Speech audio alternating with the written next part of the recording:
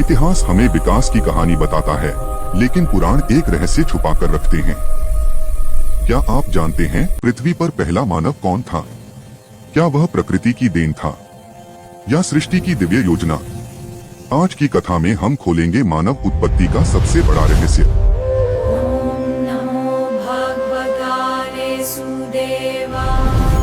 जब पृथ्वी शांत थी, जब जंगलों में केवल वायु की ध्वनि थी और जब आकाश में देवताओं की दृष्टि थी, तब एक प्रश्न उठा, पृथ्वी पर पहला मानव कौन था? क्या वह कोई साधारण मनुष्य था या फिर सृष्टि की किसी दिव्य योजना का भाग? आधुनिक विज्ञान मानव की उत्पत्ति को हजारों वर्षों की विकास प्रक्रिया से जोड़ता है, लेकिन पुराण एक अलग कथा कहते हैं। पुराणों के अनुसार मनुष्य की उत्पत्ति संयोग नहीं, संकल्प थी। जब सृष्टि का विस्तार हुआ, तब भगवान ब्रह्मा ने जीवन को पृथ्वी पर स्थापित करने का निश्चय किया। ब्रह्मा के मन से उत्पन्न हुए मानस पुत्र, उन्हीं में से एक थे मनु। पुराणों के अनुसार मनु को ही पृथ्वी का पहला मानव माना गया। मनु शब्द से ही मनुष्य शब्द की उत्पत्ति हुई। मनु कोई साधारण व्यक्ति नहीं थे, वे थे सृष्टि के प्रथम शासक, मानव धर्म के प्रवर्तक, समाज और नियमों के स्थापक। इसी कारण मनु को कहा गया आदि पुरुष। एक दिन मनु नदी के किनारे तपस्या कर रहे थे, तभी उनके हाथों में एक छोटी सी मछली आई।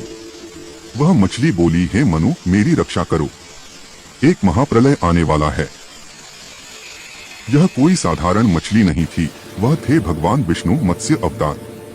भगवान विष्णु ने मनु को चेतावनी दी, जल्द ही संपूर्ण पृथ्वी जल में डूब जाएगी। मनु को आदेश मिला एक विशाल नौका बनाने का। उस नौका में रखा गया 7 ऋषि, वेद, बीज और जीवन का ज्ञान। जब प्रलय आया तो वही नौका मानवता का एकमात्र आश्रय बनी। प्रलय के बाद जब जल शांति में बदला, तब मनु ने पृथ्वी पर पुनः जीवन की स्थापना की। यहीं से मानव सभ्यता का आरंभ हुआ। इसलिए पुराण कहते हैं, मनु केवल पहले मानव नहीं थे, वे मानवता के रक्षक थे। मनु ने मानव समाज के लिए नियम और आचार निर्धारित किए। इन्हीं नियमों को मनुस्मृति कहा गया।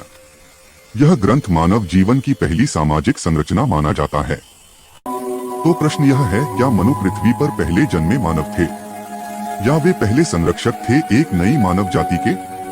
पुराण उत्तर स्पष्ट देते हैं, मनु मानव चेतना की पहली पूर्ण अभिव्यक्ति थे और यही कारण है कि हर युग में एक नया मनु आता है। तो यही थे मनु, मानवता के प्रथम मार्गदर्शक।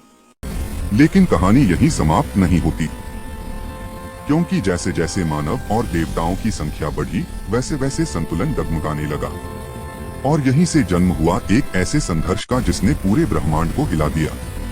देवताओं और असुरों का पहला युद्ध। क्यों हुआ यह युद्ध? किसने शुरुआत की और इसके परिणाम क्या थे? यह जानेंगे अगले एपिसोड में।